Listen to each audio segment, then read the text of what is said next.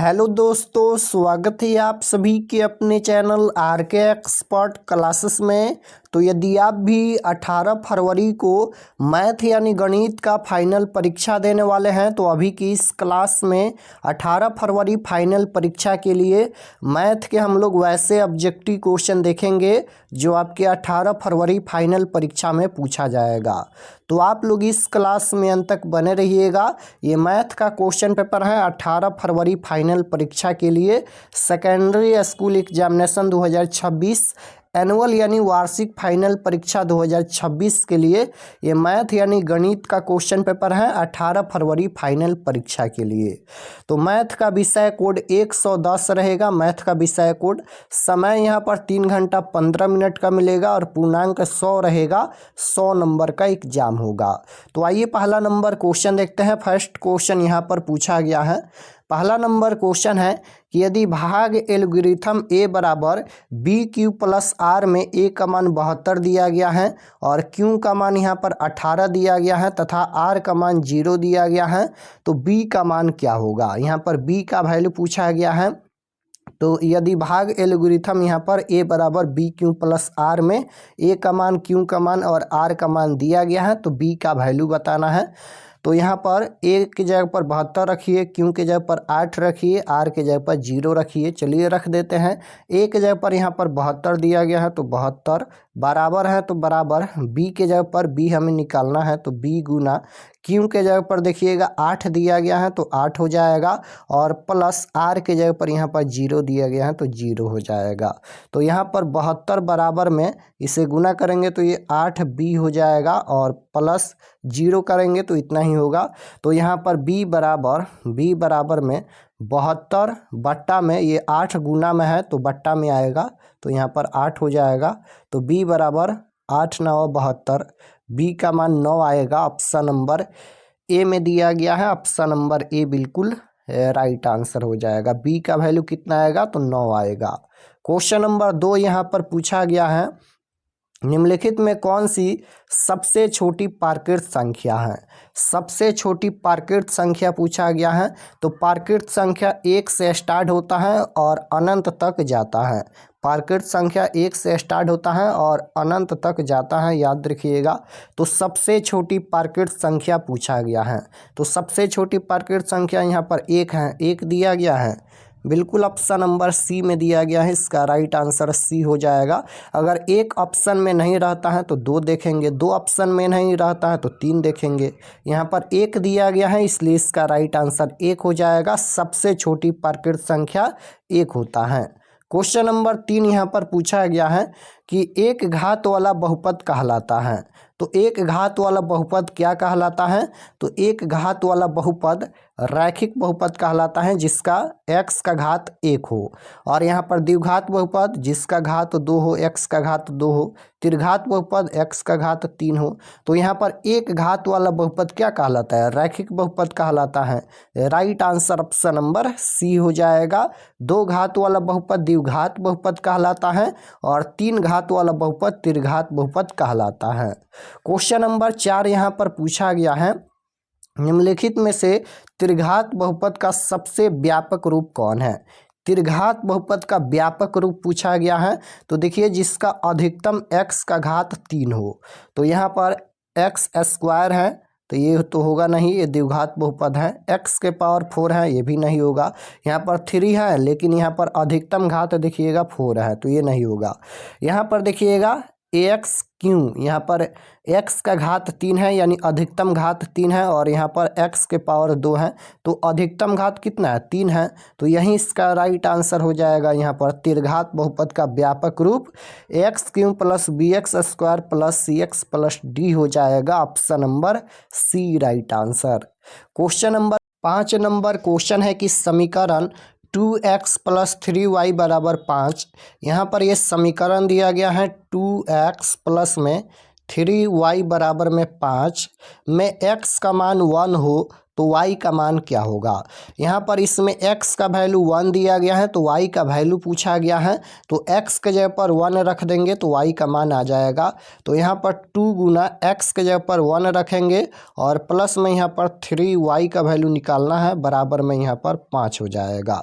तो यहाँ पर गुना करेंगे तो ये कितना हो जाएगा, 2 गुना 1 करेंगे तो 2 हो जाएगा और प्लस में यहाँ पर 3y बराबर में 5 हो जाएगा। तो यहाँ पर 3y बराबर में 5 और ये प्लस का 2 है, इधर आएगा तो माइनस का 2 हो जाएगा। तो यहाँ पर y बराबर में 5 में से 2 घटाएंगे तो 3 बचेगा और ये गुना में 3 है तो ये बट्टा में आएगा। तो यहाँ पर y का मान कितना आएगा, ये कट के 1 आएगा, तो y का वैल्यू 1 आएगा। ऑप्शन नंबर डी में दिया गया है, right answer option number D हो जाएगा। क्वेश्चन नंबर 6 पूछा गया है यहाँ पर कि समीकरण 2x + 3y बराबर a में अगर x का मान 2 है, y का मान 1 है तो a का मान क्या होगा। अब यहाँ पर इसमें a का वैल्यू पूछा गया है, तो समीकरण दिया गया है 2x प्लस में 3y बराबर में यहाँ पर a दिया गया है। तो x का मान 2, y का मान 1 है तो a का वैल्यू बताना है। तो x के जगह पर 2 रखिए, y के जगह पर 1 रखिए। तो यहाँ पर 2 गुना x के जगह पर 2 रखेंगे प्लस में यहाँ पर 3 गुना y के जगह पर यहाँ पर 1 दिया गया है, बराबर में यहाँ पर a हो जाएगा। तो गुना करेंगे तो ये 2 दूना 4 हो जाएगा और प्लस में 3 गुना 1 करेंगे तो 3 हो जाएगा, बराबर में यहाँ पर a। तो 4 और 3 7, 7 बराबर a या फिर a बराबर में 7। ऑप्शन नंबर सी में दिया गया है, a का वैल्यू पूछा गया था तो 7 आएगा, option number C right answer. Question number 7 यहाँ पर पूछा गया है कि साइन 90 डिग्री बराबर 1 दिया गया है, तो 1 माइनस साइन 90 डिग्री का मान क्या होगा। यहाँ पर 1 माइनस साइन 90 डिग्री का मान पूछा गया है, तो 1 माइनस साइन 90 डिग्री का मान क्या होता है।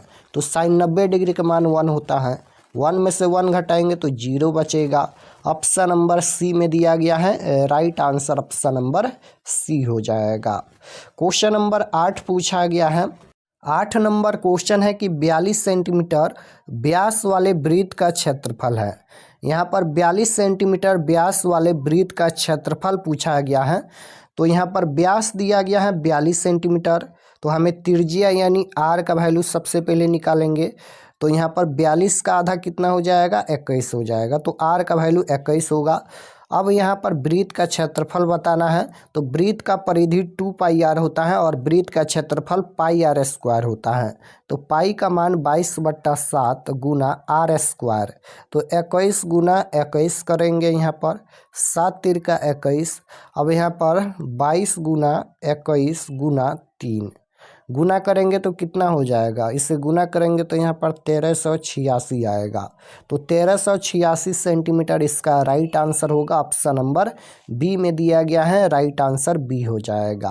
क्वेश्चन नंबर 9 पूछा गया है कि 2 वृत्त की त्रिज्याओं का अनुपात 4:3 है, तो उनके क्षेत्रफलों का अनुपात क्या होगा।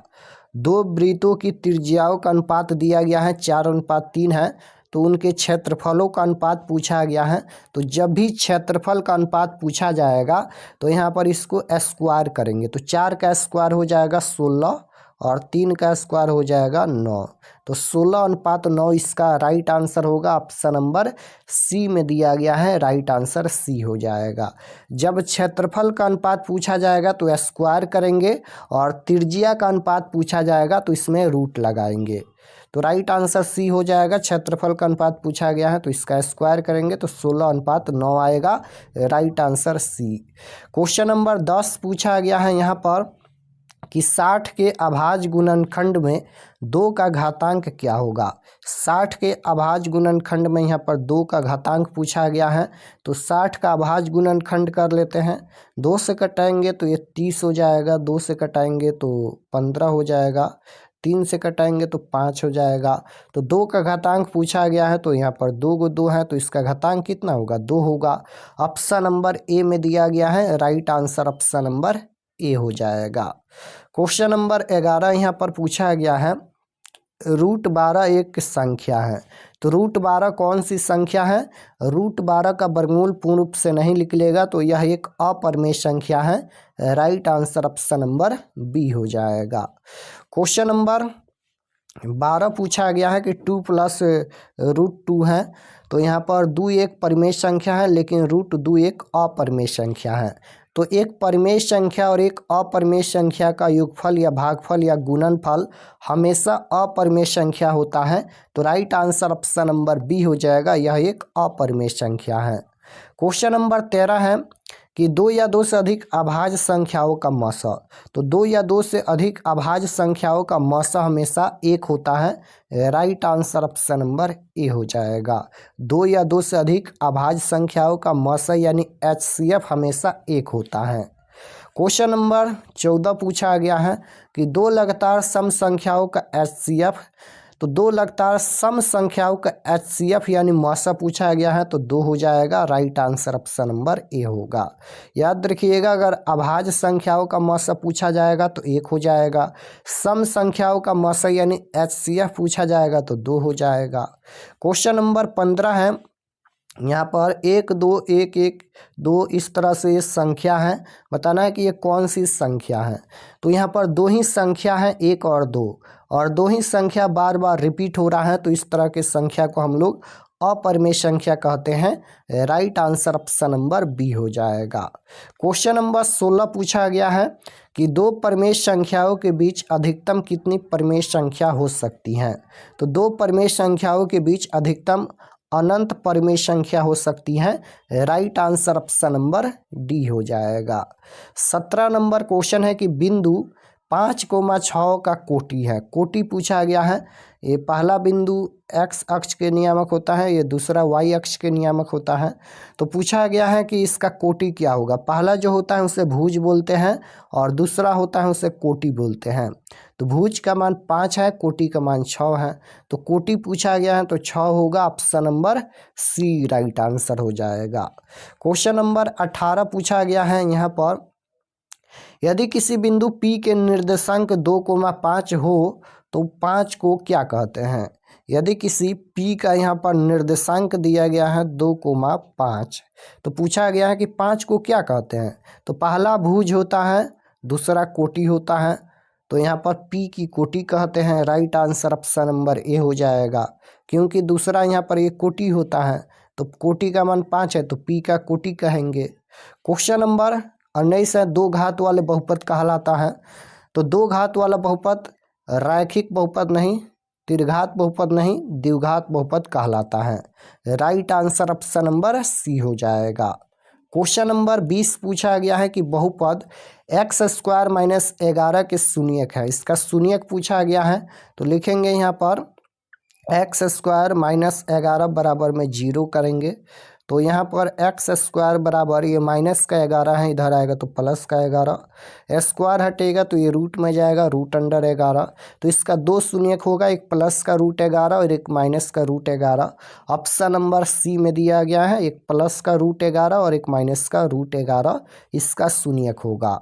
क्वेश्चन नंबर 21 है कि बहुपद 2x² + 8x + 11 का मूलों का योगफल क्या होगा। यहाँ पर मूलों का योगफल पूछा गया है, यानी अल्फा प्लस बीटा का वैल्यू पूछा गया है। तो अल्फा प्लस बीटा बराबर फार्मूला होता है -b/a। अल्फा प्लस बीटा बराबर -b/a होता है फार्मूला। तो -b के जगह पर देखिएगा +8 है, तो प्लस माइनस माइनस होता है, तो माइनस का यहाँ पर 8 लिखेंगे। और a के जगह पर देखिएगा तो x² के गुणांक में 2 है, तो 2 लिखेंगे।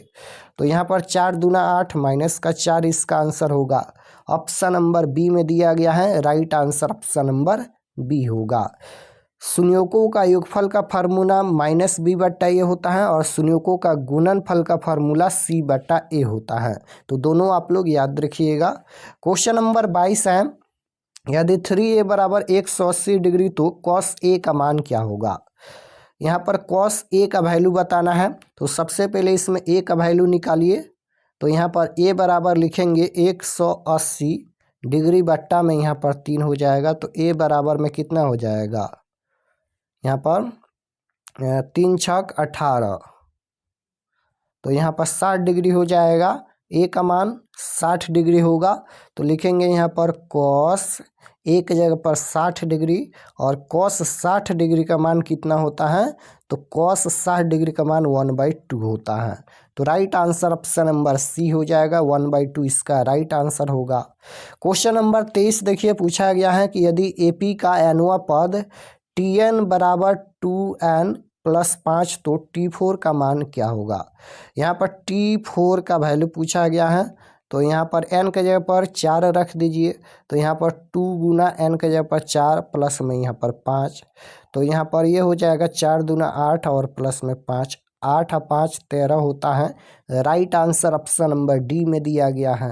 क्वेश्चन नंबर 24 पूछा गया है कि के किस मान के लिए समीकरण, यहाँ पर ये दो रैखिक समीकरण दिया गया है, समपाती होगा। के किस मान के लिए, यानी के का वैल्यू बताना है, समपाती होगा।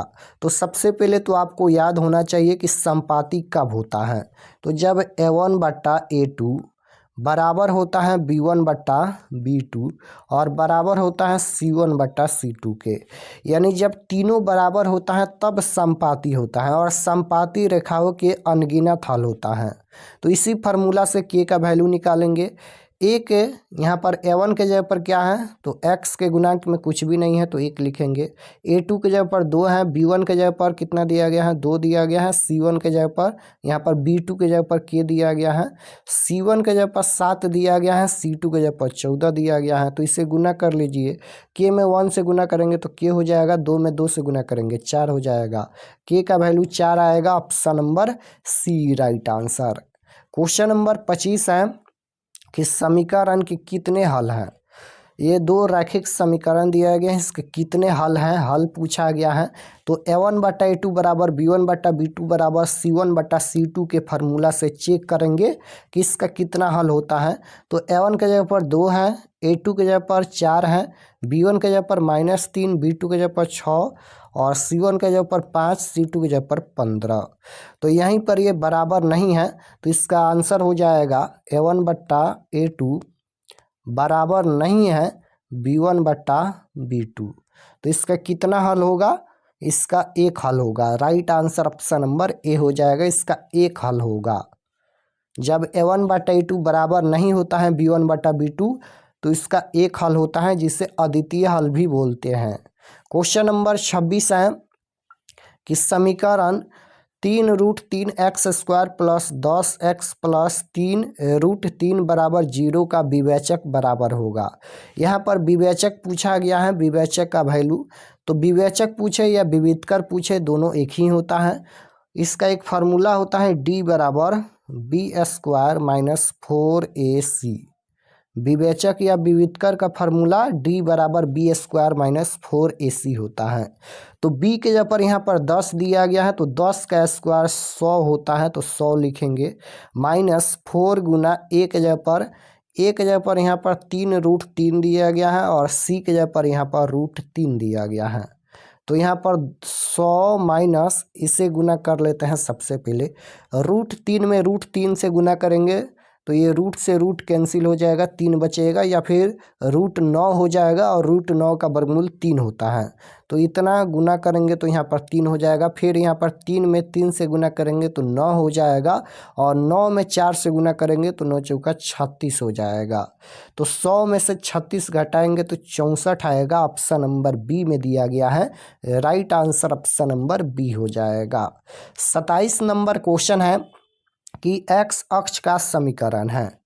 x अक्ष का समीकरण y बराबर 0 होता है और y अक्ष का समीकरण x बराबर 0 होता है। याद रखिएगा, यहाँ पर x अक्ष का समीकरण y बराबर 0 और y अक्ष का समीकरण x बराबर 0।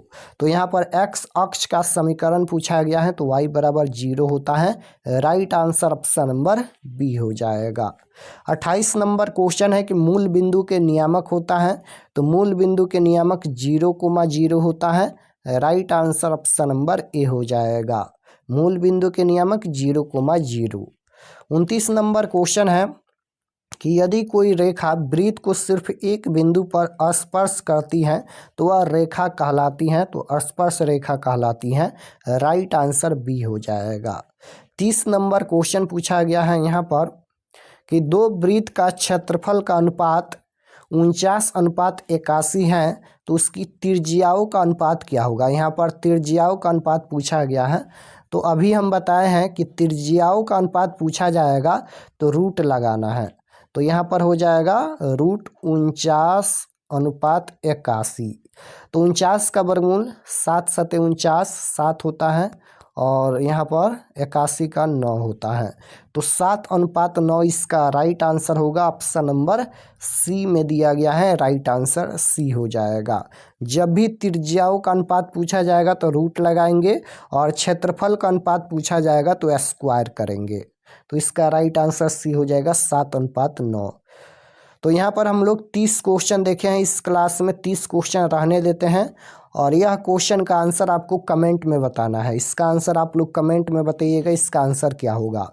क्वेश्चन पूछा गया है कि sin 60 degree, cos 30 degree, sin 30 degree, cos 60 degree, इसका आंसर क्या होगा। इसका आंसर कमेंट में बताइएगा इसका आंसर क्या होगा। ये आप लोग का होमवर्क रहेगा। तो अगर आप लोग चैनल पर नए होंगे तो चैनल को ज़रूर सब्सक्राइब कर लीजिएगा ताकि आने वाले नेक्स्ट क्लास आपके पास ज़रूर पहुँचे। मिलते हैं नेक्स्ट क्लास में, तब तक अपना स्टडी कीजिए। आप सभी को धन्यवाद।